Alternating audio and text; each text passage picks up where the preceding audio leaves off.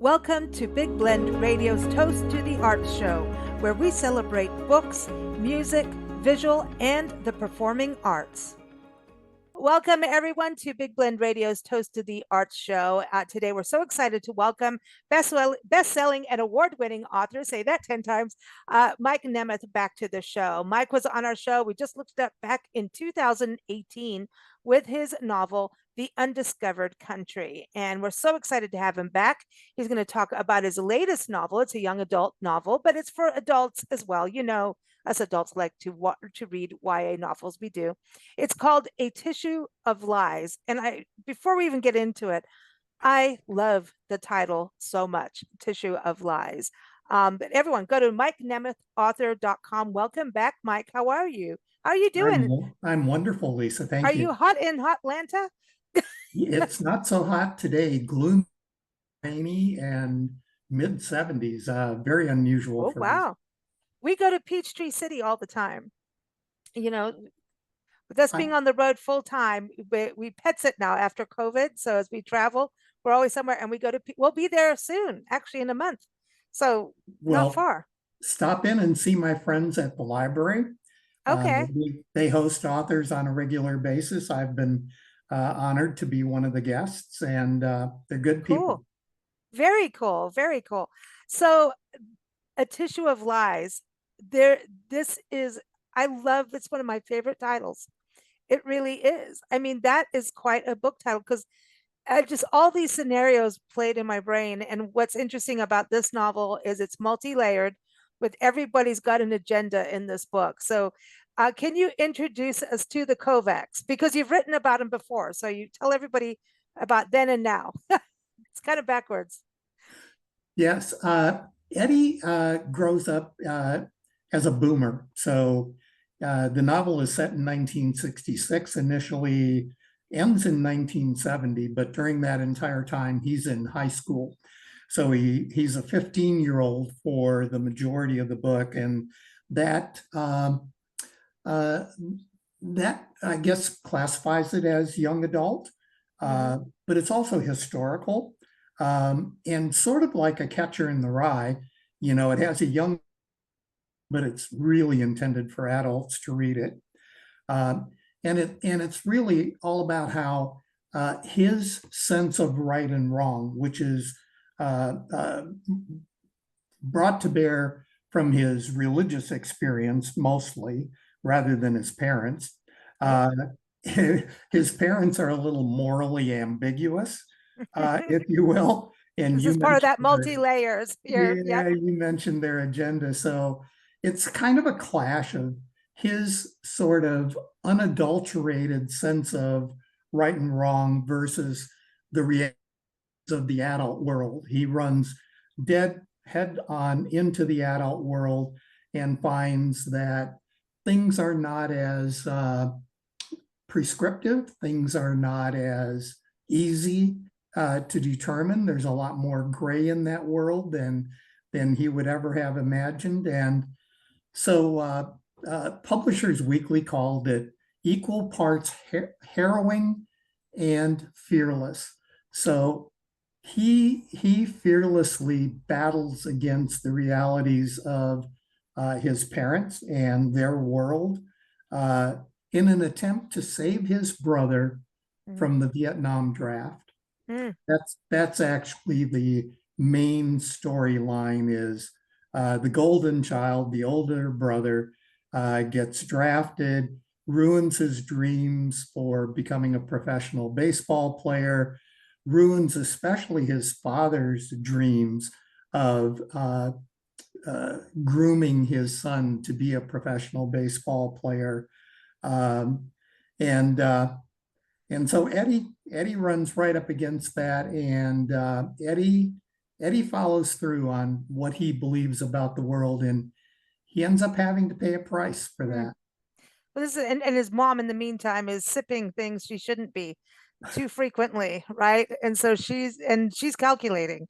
So, you know, so that's what I was saying. Everyone's got an agenda in this, but two things that I think connect with you in this is Vietnam. You're a Vietnam veteran, Yep. And so, people trying to dodge the draft, that's a whole topic we should touch on.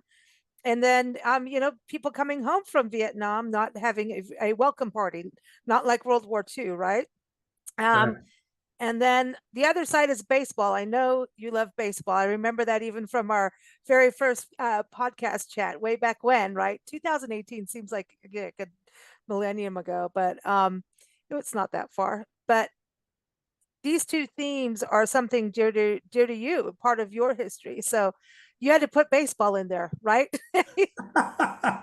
Yeah, yeah. So the older brother doesn't think much of the younger Eddie's athleticism, and he's not all that athletic, but he's really, really bright. And he actually ends up coaching his brother.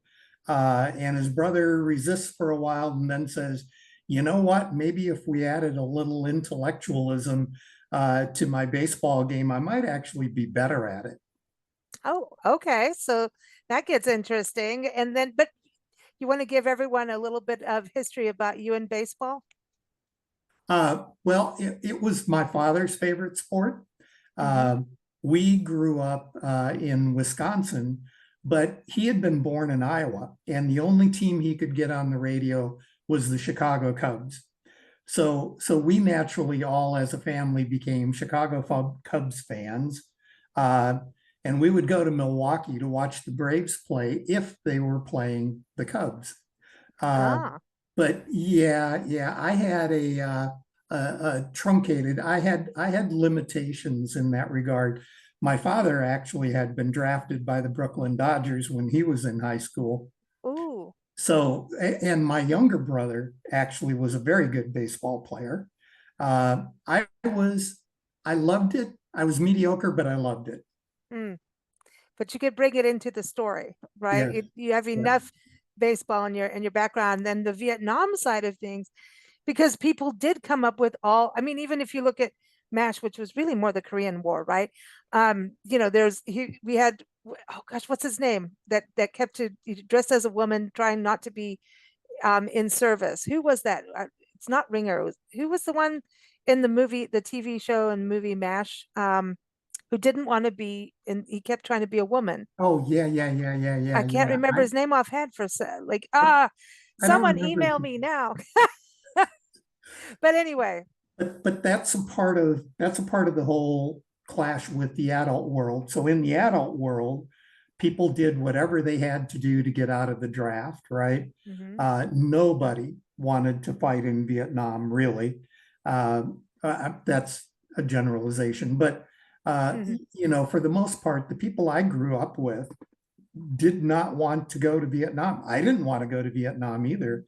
Um, and there's an interesting little part of my story there. So I did everything I could. I did get drafted into the army. I got very lucky and sent to Thailand only to find out I was quartermaster corps. So only to find out I had customers in Vietnam that I had to go see. Wow, that's a little different. That's a So little different. so I ended up getting there, even though I had tried really hard to avoid going there. And to this day, I really feel that not only did I benefit personally from my service, but so did the vast majority of the people that I served with. It Mm, was a way of coming of age that I think we're frankly missing today. mhm, Um, the people who enlist today voluntarily, I think they have a different maturity level, a different mindset, uh, but we're not cycling our average youth through the military anymore. And I think that's a factor in how they're growing up. mm, And I could say the same for the people who managed to evade the draft in the Vietnam era. Uh, my younger brother, for example, and he just didn't have that experience. mm, So he thinks differently. mm. Yeah, it is. I think I did not serve in the military, but I, grew up in South Africa, and my male friends, as soon as they left high school, were drafted in. And in my generation at that time, all hell broke loose. And it wasn't only just in South Africa, it was also ending up fighting in Angola. And Angola and South Africa, I mean, that was going on for many, many years. Right. And so, if your friends got hurt and you understood that. And some, if you could go to college and hope they're not going to come knocking again, but they do. You're going basically, and Israel does the same, right? Right. We have a friend who does a podcast with us every month, Ruth Milstein, as a woman, young girl coming out of high school. She went to military for 2 years. I think it Yep. was a year or 2 years. And I think I believe in that. I think people who serve in our political system, and if you want to call it leadership or whatever, I'm just using that loosely. I don't know what's going on right now. Whenever this airs, I'll get in trouble for it somewhere. That they should also have some kind of service. But I was raised with danger and understanding the value of life by living in Yes. different countries, Kenya, South Africa, all of that. Understanding, your training. I know listeners, I've talked about this a lot on the show, but I was raised to look at what a hand grenade is, what an AK-47 is, what a limpet mine, all of that kind of thing. So you have in my upbringing in these countries, you had a very key awareness of what life and death was. There is no playing around with it, which taught you resiliency and to really be aware of your surroundings at all times. But you have this big value for life. And you can read people, but I mean, so I can't compare it to military service, but it's close to it. And my mom always made me do like a bunch of volunteering for all kinds of wildlife organizations. So I was always having to give and then be aware that things can go wrong horribly at any time, if that helps. But I think It it's a does. good background to have. It does. You hit a couple of nails right on the head. The value of life, um, the unfortunate element of luck or serendipity, if you Mm, will, that's involved in the whole thing. You have people in the Pentagon blindly deciding who's going to do what, right? And you're at their mercy. And you learn to live with that kind of ambiguity, if you will. And of course, you're made to do things. We don't make our children do a whole lot today. mm. Uh, you know, Yeah, here's your new phone. uh, I have grandchildren, so I know firsthand, and they live just up the street. Uh, and their lives are so different, and the discipline and the resilience that you mentioned to Mm. deal with some amount of hardship is just really good for the maturity factor. I think so. Um, and that's where you start to really contemplate things and realize things are multi-level, but also that teamwork is everything. And having to trust, even, know what trust is, you have to learn you have to learn yourself. And I think that's what it is. It's like why they call it boot camp for a reason. It's like, oh my gosh, you are in it yourself. And it's how you handle things. You may have a team, but you better be there for yourself so you can be for them, right? And it's kind of that, Absolutely. and you have to trust people you didn't know. Like you have to really all be the best you can be to get through some really crummy situations. Right, right. So in the sequel, in the Mm, Two Lives of Eddie Kovacs, Eddie absolutely learns that. At the end of A Tissue of Lies, Eddie ends up being the family member who has to go into the military, as opposed to his older brother. And in the Two Lives of Eddie Kovacs, we experience what happened to him while he was in the military. And it colors his thinking for the rest of his life uh, in a good way, mm, uh, in a positive direction. yeah. So these two books go together: A Tissue of Lies and The Two Lives of Eddie Kovacs. And you can read one before the other, or do you You prefer? can, you Yeah. can. And in fact, a lot of people have already read The Two Lives of Eddie Kovacs. Mhm. And then they go back and they read A Tissue of Lies and say, now I understand him even better because Mm. of what he went through. Tell me about the title, A Tissue of Lies. I just think that is one of the most brilliant titles I've heard because I mean, I could go into the whole thing of blowing a nose and turning your tissue over and using it more than once. It's multi-layered. Is it soft? Is it? But but it's delicate. It's like a house of cards, a different way of saying a house of cards, right? Exactly, And exactly. you could Well, blow through the tissue if you don't balance the blow. I was fascinated by collective nouns. Like you've probably seen the movie or heard of A Murder of Crows. Yeah. So a bunch of crows is a murder. Yeah. That's their collective noun. And while I was doing that, I found that the collective noun for lies is tissue. A I did tissue of not know that. lies is the collective noun for lies. So, yeah, of course, the big lie here in the book is the fact that we were in the Vietnam conflict supporting a completely corrupt administration in South Vietnam. Uh, and we lost 58,000 people in that conflict. And yet today it's a vacation destination. Uh, and in fact, we are offering them military aid. I read earlier this morning, we're going to send them American jet fighters because they're afraid of China. Uh, so these were, it was called, the domino theory at the time. If South Vietnam or if Vietnam fell and became communist, suddenly all of Asia would become communist. Well, obviously, nothing like that has happened whatsoever. The biggest lie was that we had to go there and fight. Mm. But adult life is full of lies, actually. Yeah. I mean, and that era or that generation, your generation too, like we were talking about before we recorded, right, is very complex. I mean, if you think after World War II, right? And still nothing really stopped. None of these wars just stopped. They all have, like you're saying, it's still like these little threads just keep going, little tissues.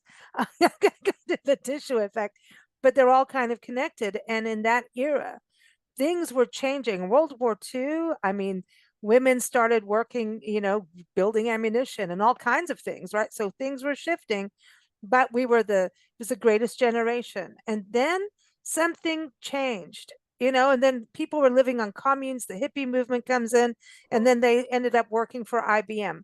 So what went from commune to IBM and Apple computers and whatever, but things changed. And I think it's interesting that Eddie's mom, is on the alcohol side because at that time, women did start to drink more when we historically tried to make prohibition work because men were, harassing and drunk, Um, sorry, but it's true. So then there was this whole, if you look, you always have to look at the generation or two before to find out how a generation is now and understand the changes that happen. And I think that's what's interesting about the era that you have is there was change going on, and some of it women were more liberated and started to drink more, do drugs more. Look at the Valley of the Dolls. Just so it's interesting, you Well, there know. were two sides to that coin, though. Women were liberated. Women uh, were able to pursue careers Mhm. and so forth. But the other side of that coin is that the middle class, especially the lower middle class, required a lot of women to go to work Mhm. because you had to be a double earning family Yeah. in order to exist. And Mhm. so there was, among my parents, I think for sure, there was the joy of succeeding in World War II and probably throughout the 50s as our economy grew by leaps and bounds and everybody had jobs and what have you. But then came sort of a disappointment. Uh, it wasn't really all it was originally promised to be. And so we had latchkey kids. We had grandmothers caring for children because both parents were at work all day. And yet their economic reward for that wasn't nearly as great as they thought it was going to be. And that caused their children, people like me, boomers, to say, I'm going to get all the money out of this deal that I possibly can. And so now we have the majority of the wealth in America as far we've from the become very communes, old. far from those communes. You know, Yeah, the hippie communes. I mean, that's what I was saying. Everybody went, let's go be hippies, peace, love. And next thing you know, they're running IBM and Apple, you exactly. know? Exactly. I think for my parents, maybe beginning in the 70s and 80s, a little bit of disappointment with exactly how much of the American dream they had actually achieved. They thought they deserved more going through, in both of their cases, the Great Depression and then World War II. They deserved more than they got. And their children, boomers like me, we recognize that uh, uh, disappointment, if you will. Mhm. And so we threw away, the love child society and communes and all that kind of stuff. And we were very aggressive about we are going to run the world and we are going to make as much money as possible because we recognize that money is the only passport to a decent American dream achievement in the way that it is set up. Maybe Mm. that's not the way it should be, but we recognized it for what it was. And so now we have most of the wealth in America, and we're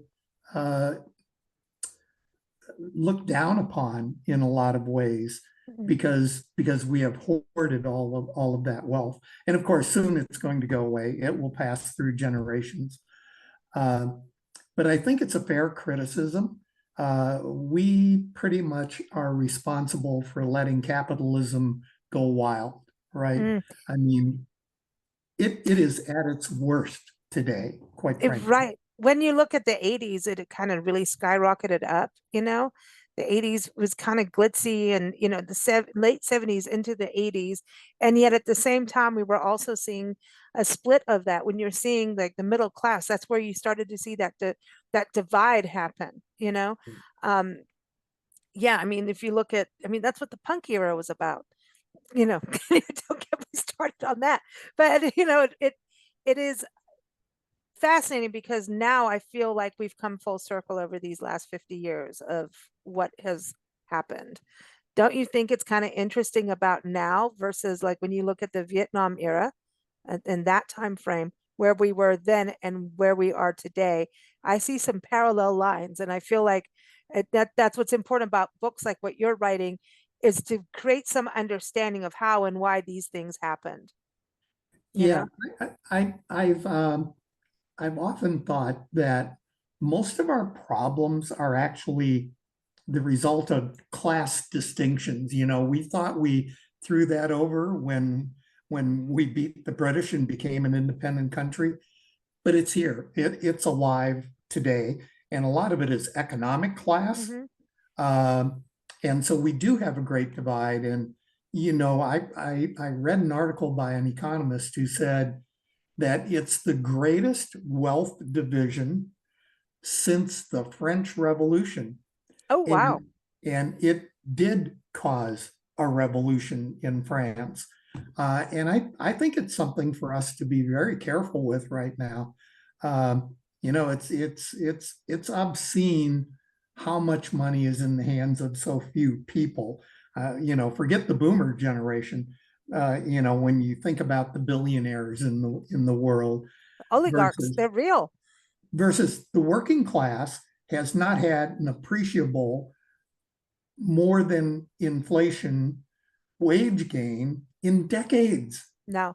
And the Decades. interest rates, then you run out and People start living on credit cards and it's a scam. Like it's like here Yep. and then here. Oh, by the way, everyone, you can live on 24% interest, right? Yeah. Yeah. And then when you look at what's even in the housing markets and everything of what I've been watching is how once they get their first big amounts of millions and how they become billionaires and oligarchs. They pile up together and start taking out small business in all kinds of ways. I've seen it in the plant industry. I've seen it in just products on Amazon where they can march in and buy out an entire category on Amazon. And I don't care who you are, I don't care how good your product is, you can't go against these walls of millions and billions of dollars that take out entire lines. You That's it. You see it in that, you see it in the tourism industry, and you see it in real estate big time, Yeah. where they go in and just buy out entire neighborhoods. This is actually happening today, whereas I don't know how much it was happening back in like the 60s, maybe a few, but not like this. I mean, it Not was like this. like even buying a car or buying your home was like the American dream. And now, it's like, Yeah, yeah. So it actually has happened in our own housing development here, our own neighborhood. So we are kind of an exurb as opposed to a suburb. We're oh, 35, 40 miles from Atlanta. Uh, it's about the farthest away from Atlanta you can be and still say, hey, I'm in the Atlanta area.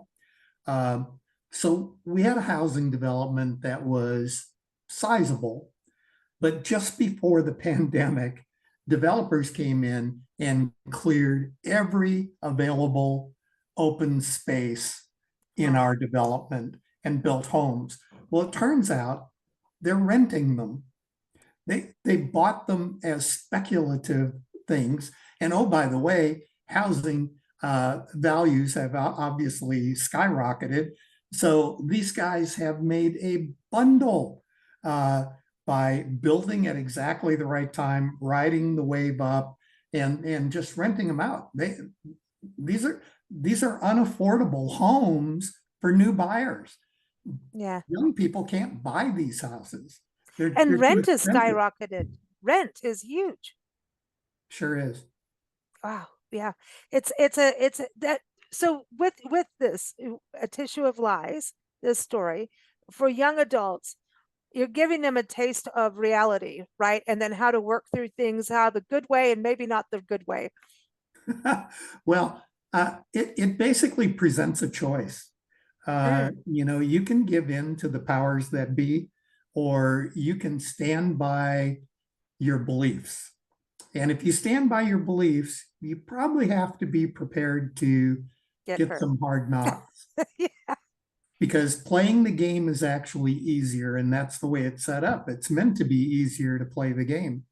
Uh, so if you have principles, the world can be unkind. Mm. Isn't that true? Yep. It's true. It's hard, but that's, I think, important for readers, especially now. Our youth have so many different things, yet it's a nice time to be alive. But then, like, you're looking at climate change and shootings in schools and all these issues. They have to be able to understand themselves to get through situations. You know what I mean? That's what I think. It's important, and books help because it's their experience reading, right? Do Yeah. you recommend that parents read young adult books? I do. Absolutely. I think it gives them insight Hmm. uh, that's hard to gain with your own children. Your children don't like to open up in exactly the same way. But if you know what your kids are reading, you can tell a lot about what that child is really like. Hmm. Yeah, and it allows them to have a moment to think when they're reading a book. They're going into that land. They're having that co-creative experience with the author. They're able to think, and no one else is telling them what to think. That is the beginnings of starting to become an adult is through reading, I believe, travel as Yep. well. Yep. But reading is another form of travel, and Yes. you're making decisions on character behavior. Yes. You're going, I like this, I don't like that. I know that was bad, but then you've got some good spots over here. So I kind of like this character. We all like the villain. We want the underdogs and the villains to win, right? But not the really bad villains. But you have to have something good in the villain somewhere for someone, right? Yeah. So, I'm just going to say on that. But are you going to write more about the Kovacs? This seems to be your family. Like Yes, your key, you're I writing a am. family saga. So A Tissue of Lies, he's 15 to 19. In The Two Lives of Eddie Kovacs, he's actually a retired detective, working his last case. And there are flashbacks to his Vietnam experience, but his whole life between 19, or between really Vietnam and his retirement age, is missing. So I think I'm going to fill that in. Uh, Cool. yeah, because I have a story that keeps going through my head about the justice system, Ooh. prosecutorial misconduct, the relative ease with which innocent people can be convicted, um, the games that are played by both the defense attorney and the prosecutor. A defendant just really becomes a pawn in somebody else's game. Mm-hmm. And it really disturbs me. I think we have a justice system that was born when our country was small, lightly populated. We inherited a lot of it from the British. Uh, it was a time when a jury of your peers were probably other people in your village. Uh, Whereas, the idea that you get a jury of your peers today is silly. Uh, you get a jury of people who couldn't avoid jury duty, Yeah. uh, and And came for the free pizza. they're picked over by the lawyers, and it's all a setup. So really, the justice system, I think, is outmoded. The one that we have today, and And I'd like so is to our make a, politics. So is our political system. I yeah, just, that too. yeah. I mean, I think it goes hand in hand, quite frankly. I really do. I Yeah. mean, all of it. And that system was also created at the same time frame. And it's old and Yes. it needs some new like stuff. I mean, we've changed. I mean, who knew we were going to have interstates? Who knew we had Google? I mean, what do you think John Adams would say right now? Like in Lincoln, who made himself a lawyer. He was a self-made lawyer. I mean, Yeah. what would he say right now with what's going on? Do you see, hey, do you want to have a Google chat? You know, it's so different. Our world, I mean, it's just so different. It is different, different, different. And there is a lot of unjust things going on. There's a case. I was listening to a story about a young man getting incarcerated. He's on death row and they won't let him out. And they've got actual new evidence proving that he's fine. But the Superior Court won't just, justice like, no, we're keeping it here. It would, because if they actually said they were wrong and let him out, they would have to admit that they were wrong. And somebody got paid off somewhere. There, Well, and oh, they would have to compensate that person as well. and they Um, did compensate the woman who gave the false evidence. How about that? And she's done it 5 or 6 times to pay off her medical bills. So she's put 5 to 6 people in jail. I don't have the top number in my head. And so they're going to jail and she's getting paid off from it. the uh, the prison system is sticky. Uh, Yes. if you're in it, you're probably not going to be able to get out of it. Um, Gosh, now I forget his name. Barry. Uh, his last name is Weiss or something like that. The Innocence Project. Okay. Do you know about the I've Innocence heard Project? about this. Yes. Yeah, Yes. yeah, yeah. I mean, they fight really, really hard, and they get a lot of uh, financial support from people, and yet they only break out a few people a year. I mean, once you're in the system, it just eats you up. Well, because it's a corporate system that makes money off of prisoners. I mean, it's like I mean, there's some programs, prison programs where people get educated and can do things and move forward, but if we start talking about corporate prisons, we'll have a whole hour show on that because it's terrible how the actual system works. Yeah. It's human trafficking, I think, especially people being imprisoned for smoking a joint. Who cares? I mean, Yeah. so so many people serving time for what is the equivalent of having a cocktail. It's just different. You know what I mean? It brings up an interesting point that I hadn't thought about. So thank you. Could make its way into a book. But if the law changes while you're incarcerated, you ought to be grandfathered in, right? Yeah. All those people should be released. It's like, sorry, it's no longer the law of the land, so you're free to go. Well, I think it's not federal. So if you're depends if you're in federal prison or like state, right? Depends Yeah. if you're like a prisoner. But because it's not federally legal, marijuana. Marijuana is like in Colorado, or I don't know each state who's legal and who's not. I don't drive around with weed, but so don't pull me over, officer. But but but honestly, you're right. I mean, if you're in state penitentiary, they should immediately release you. But because it's federally not acceptable, and that's why there's so many issues with when we were in Seattle area, this was the major news where Seattle's one of the first places to be legal, and Right. people are getting shot, and I'm like, what, over weed? You're supposed to be chilled out and all whatever. No, it's because the robbers know that people are going in there with cash because credit cards will not allow people to buy weed on a credit card from a legal business because it's not federally legal. So therefore, credit cards will not allow you to buy weed. So now I there's mean, some other workaround, and I think like I don't know, there's like some app that will allow it. That walked in and said, "Oh yeah, watch this." So that's cool. But people were getting shot and burgled going to get their gummies. Watch out, people. So when you think about, I mean, we're sitting there going, dang, and like, don't go to a dispensary. You could be dispensed of.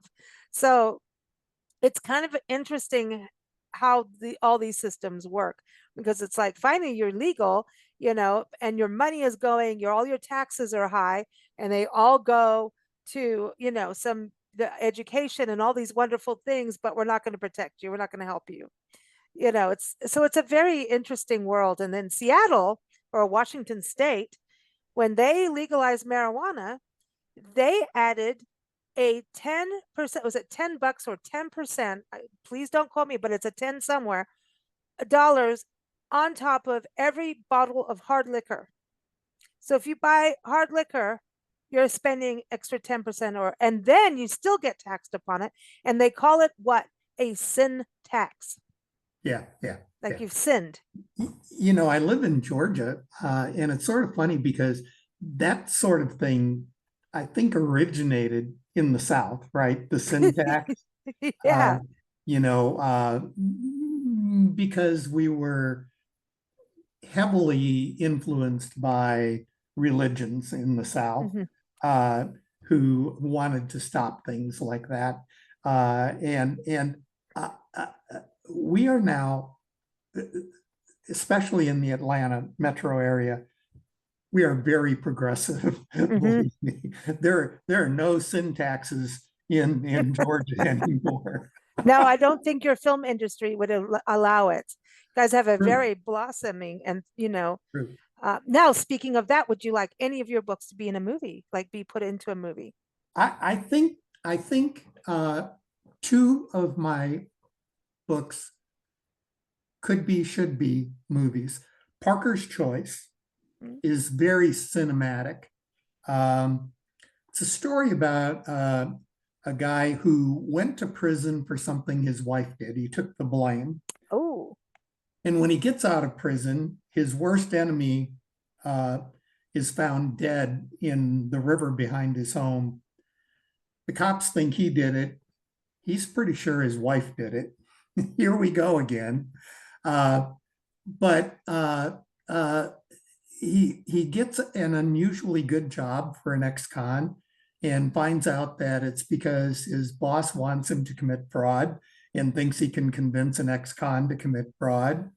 So and a wow. colleague, he and a colleague, a black woman whose ancestors were slaves, go on the run looking for ways to get out of these problems, expose the fraud without getting killed, find out if it wasn't his wife, then who was it who committed the murder, and so forth. It's very Wow. cinematic, and they travel from the Atlanta area to Columbia, South Carolina, St. Oh, Pete, cool. Florida, and end up in a cemetery in the French Quarter in New Orleans, where it all comes to a Oh conclusion. my gosh, I want to read this. This is epic. This is Yeah, my favorite. Like everyone talks about movies, and and it turns out mine apparently always have death and road trips attached. So this yeah, is good. And it going to that historic cemetery in New Orleans, like yeah. the one. Oh, this is cool. Now don't tell everybody what happens because don't I be a won't. spoiler. But No, that no, sounds I like an won't spoil that. epic book. Oh my gosh, that would make a good movie. And then the two lives of Eddie Kovacs. Uh, so you get flashbacks to scenes in Vietnam when he was there uh, that are very, they again expose the big lie. And I won't tell you more than that. But he was involved in exposing the big lie in Vietnam. Uh, but in present day, he's at a luxury condo complex on Tybee Island, which is right off the Oh coast yeah, of Georgia. beautiful. And so it's a nice locale. Uh, and the DEA thinks people are dying of opioid overdoses, and he's in there masquerading as a resident, trying to find the source of the opioids, and finds it's not opioids. Ooh, Tybee Island is beautiful, by the way. It Yeah, really is. yeah. We caught the sunrise there, but wasn't there some, isn't there something weird military speaking out there? There's something in the, not in the water. That sounds bad. No, no. Well, there's probably sharks or something, but there's something military out there. There is a military, there is. And because I almost ended up on the military base. If there's a military base, I will get lost and land there. That's happened my whole life. But there is a military base out there, and there's something secretive happened there or something. I don't know. Well, there are two. So Hunter Army Airfield uh, came into being during Vietnam because we needed more helicopter pilots, and we couldn't train enough of them at Fort Rucker, Alabama. So they began training helicopter pilots at Hunter Army Airfield, which is Okay. right there. But a little ways west, out in the boonies, is a place called Fort Stewart. And they train all kinds of secret operation That's, people I out think, there. what I'm talking about. Yeah, Because I do go to the boony places. I like yeah. it. And Georgia's got some dandy, like you just don't know what's going on around the corner. I love your state, by the way. Georgia's awesome, and I love Wisconsin, your other state. It's cool. And hey, in Wisconsin, you can buy your alcohol in a Walmart. So that's so I'm just gonna say, we, we, we were called beer bottle babies is that what it? uh, because we had at the time so many breweries in Wisconsin. We had all the Yeah. big ones were in Milwaukee and other places Oh, in Wisconsin. I mean, beer drinking was uh, uh, as common as water it's drinking. because you got so much cheese. So you Yeah. had to balance it out in your body. That's perfect. Wine and cheese, wine and beer. I love. We go to Madison a lot. Madison, Wisconsin. We've I done went up to in school in Mount. Madison. Yeah. Listen, now the pink flamingos. That I keep telling people that's the thing you have to see when you go to Madison. Start looking for pink flamingos and to look up the history of the pink flamingos because My that's cool. cousin, my cousin is a PhD, and she has a yard full of pink flamingos. And everything, she runs a small business, and a pink flamingo is a part of her logo. Oh my gosh, in Madison. No, she's actually moved now. She's in St. Pete area in Florida. Oh, okay. Okay. Well, that you can get away with that there. But Yeah. Madison, I've got photos of them in the snow. I mean, but that comes from a prank that happened on campus. And Ah, then they covered the campus lawn with flamingos, and it has to do with a party. And just saying some famous actors called in Chevy. Like there's a whole story that goes with it. And I can't remember the whole scene properly, so I don't want to screw it up. But everyone just Google pink flamingos in Madison, Wisconsin. Why? And it's a cool story. It is classic. I went to the University of Wisconsin. That's where I went to school, in Madison. And I was there at a time when the weathermen, uh, the radical weathermen, were actually launched at the University of No Wisconsin, way. That's way cool. and they blew up the math building, uh, and Oopsie.